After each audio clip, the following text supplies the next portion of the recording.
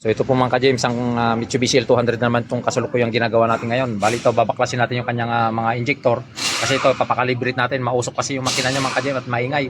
So kailangan ito, baklasin itong kanyang valve cover. Tapos tinanggal natin yung kanyang intake manifold para matanggal natin yung kanyang injector. At papakalibrate natin.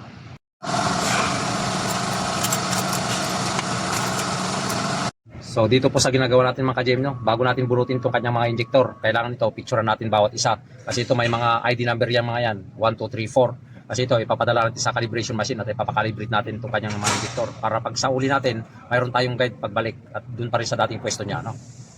So ito po mga ka-James, dumating natin yung fuel injector na pinakalibrate. Bali ito, may mga kwanto, may mga number ito. Kaya hindi pwedeng magkabali-baliktad yan kasi pinicturean naman natin yan bago natin binunot dati. Tapos itong kanyang washer, hindi rin pwedeng magkabaliktad. Kasi may baliktaran din ito. Paglagay natin dito, lalagyan natin ng kunting grasa para dumikit siya dito sa kanyang nozzle dito, no?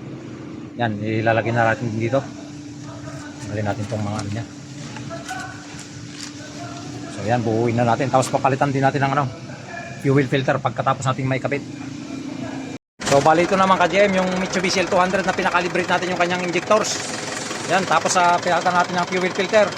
Saka air filter, pinalitan natin yan. Tapos one click start na siya. So ayos na siya, wala na siyang problema. So bali i-release na natin ito.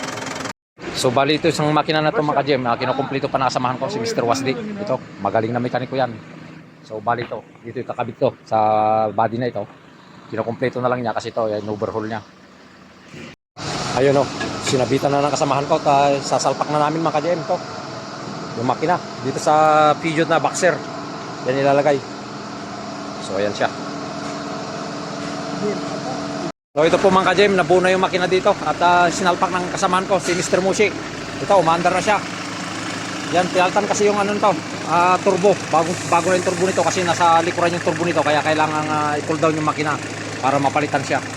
Yan. So kukumplituhin na lang ito, kakabit na lang yung bumper. Yung kakabit natin ngayon mga ka-GM, easy condenser saka bagong radiator. Yan, pares na bago.